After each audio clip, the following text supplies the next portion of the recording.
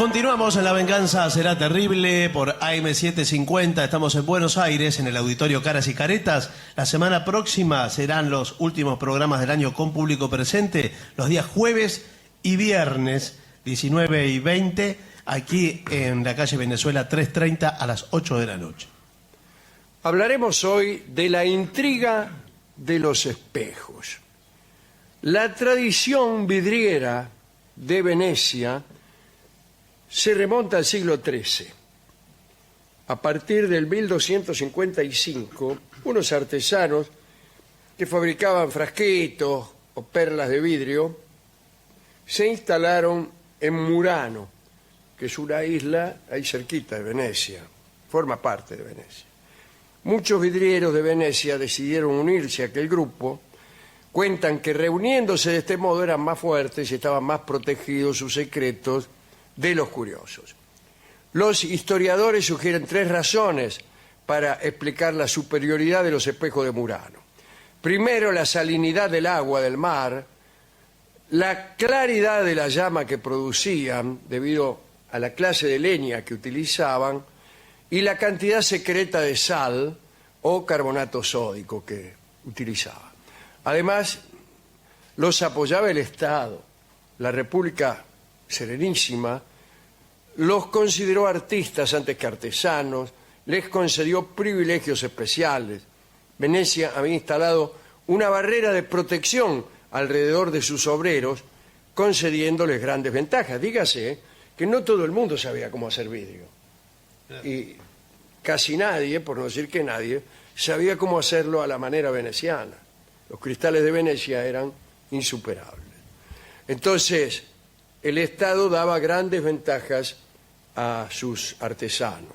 El derecho a la ciudadanía, la exención de impuestos, la autorización de contraer matrimonio con personas de la nobleza y el tránsito abierto por espacios de los macanudos. Podían andar en los bailongos, en foros de la nobleza, etc. Ascenso social que le baten. Ahora bien, debía cuidarse aquella industria a favor del bien común.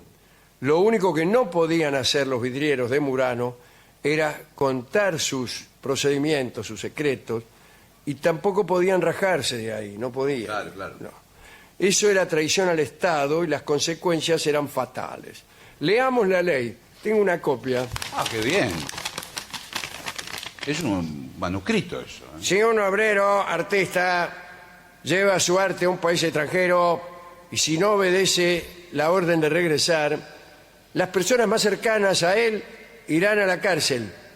Y si pese al encarcelamiento de sus familiares se obstina en el país extranjero, se enviará un emisario para que lo mate. No. Y solo tras su muerte los familiares serán puestos en libertad. Tremendo. La industria nacional antes que la vida individual. Dos obreros venecianos, a quienes Leopoldo I atrajo hacia Alemania, fueron asesinados en 1547. En 1589, un tal Antonio Obizo fue condenado en rebeldía a 4 años de galera por haberse unido a un maestro vidriero de Amberes. 4 años de galera era como matarte. Ahora bien, en la corte francesa, este asunto de los espejos era todo un problema. Entre 1665 y 1670, la importación de espejos aumentó de un modo masivo en Francia. Esa pasión por los espejos provocó una verdadera hemorragia financiera que resultó catastrófica en tiempos de penuria monetaria. Lo más perverso era que el rey, Luis XIV, encabezaba la lista de clientes insaciables. En 1665 compró a los venecianos miles de espejos por verdadera fortuna.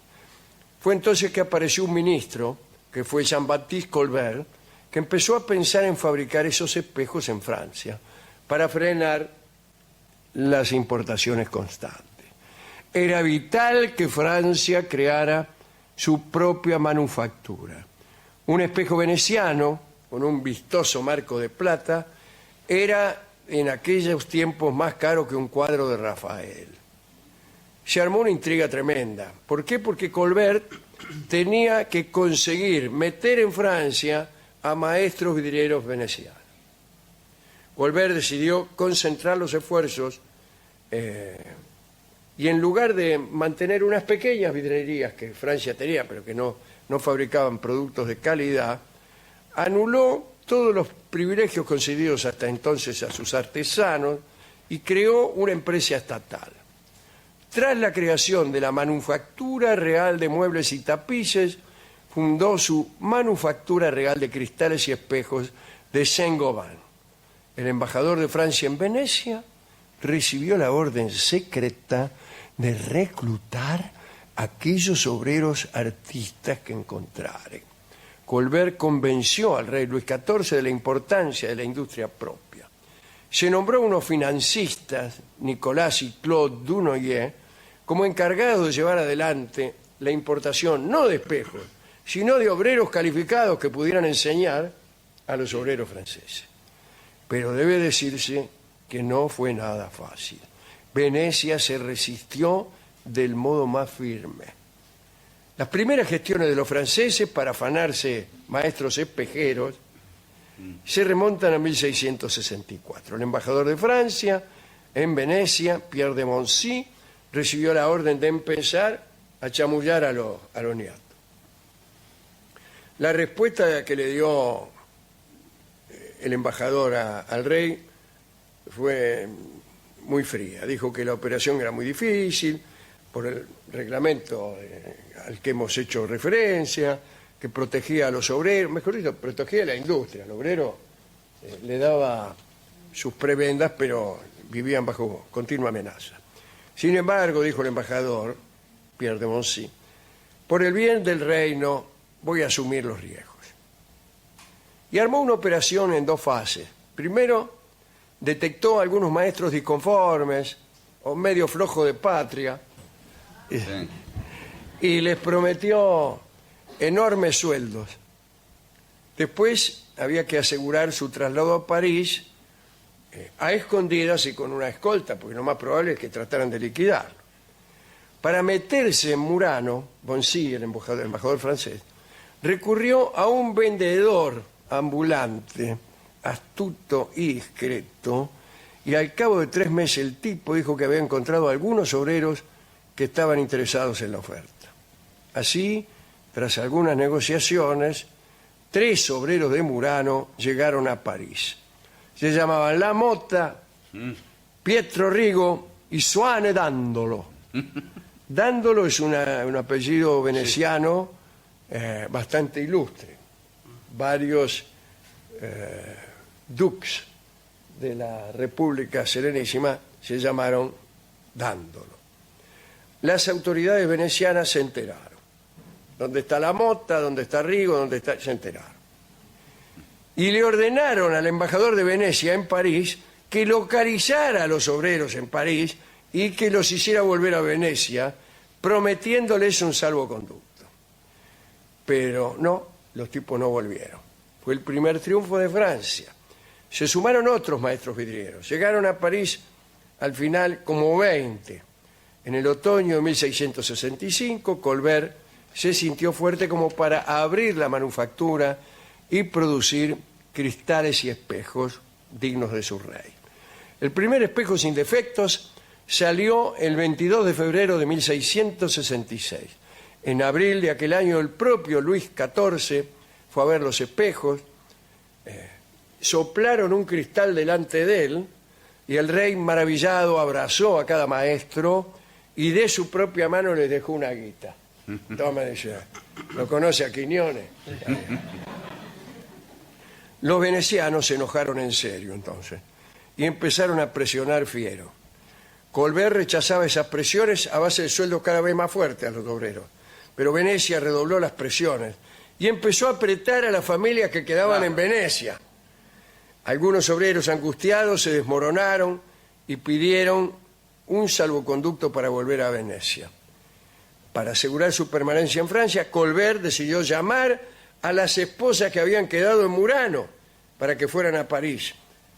Y les escribieron cartas a esas mujeres venecianas, Pero estas cartas fueron interceptadas por la policía veneciana. Y en vez de decir, nos enteramos de todo, los agentes secretos venecianos se pusieron a escribir respuestas falsas a esas cartas. En estas cartas falsas, las falsas esposas le decían a los maridos vidrieros que convenía que ellos la fueran a buscar a determinado punto. ¿Para qué? Para raptarlo. Pero los esposos notaron algo raro y no cayeron en la trampa. Dice la crónica, los maestros cristaleros se dieron cuenta de que las cartas estaban redactadas por personas de mucho saber e inteligencia, que no parecían escritas por sus mujeres. Bueno, señor. Parece. ¡Qué machismo, señor! Preocupados por la posibilidad de que a través de las mujeres los venecianos fueran tentados para volver otra vez, Colbert reforzó otros asuntos. Envió a los muchachos, que ya tenían muy buenos sueldos, a unas chicas complacientes. Los maestros vidrieros tenían entonces una vida, diría, mejor que la de Luis XIV. Los éxitos de Colbert eran tan resonantes que fue a buscar más. Consiguió llevar varias esposas y familiares desde Venecia a París. Cuando la policía de la República Serenísima supo que había sido engañada, decidieron ser todavía más severos. Enero de 1667.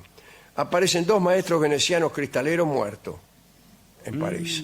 El primero, un pulidor, murió tras 2 días de fiebre espantosa. Segundo, un soplador. ¿Qué tal? Sí, bien. Especialmente hábil en la preparación de pasta de vidrio, murió. Espasmos horribles. De ese modo, la manufactura real de cristales y espejos de Colbert perdió a 2 de sus mejores artesanos. Se solicitó una autopsia, ¡pum!, veneno. La República Serenísima había actuado. Se produjo entonces temor y un éxodo de maestros que Francia apenas si podía controlar. El entusiasmo inaugural fue cediendo, el proyecto un poco quedó estancado, se retrasó muchísimo el plan que Colbert tenía para el reino. Los muranenses temían por su vida y las ventajas ya no pesaban tanto.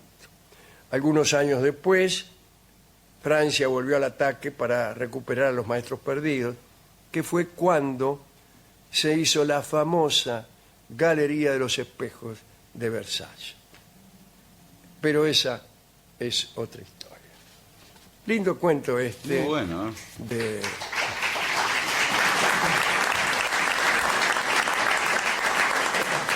De los vidrieros de Venecia. Aquí se decía hijo de vidriero al que se colocaba Sí, en la tele, delante de algo que uno estaba mirando, Sí, o sea, la televisión Sí. o por la ventana. Bueno. Y le preguntaba amistosamente, ¿qué sos? ¿Hijo de vidriero? Bueno, afortunadamente ya no se usa esa clase de inciso. ¿Con qué podemos ilustrar esta historieta? Hay una brevísima canción que pertenece a los radiocines y que se llama El Espejo. Es nada menos que un tango acerca del espejo de Blancanieves, que está cantado por la madrastra Sí. y por el espejo, que es también una mujer. Así que es un tanguito que implica un bello dúo de 2 mujeres. El espejo. Me parece estar viéndola.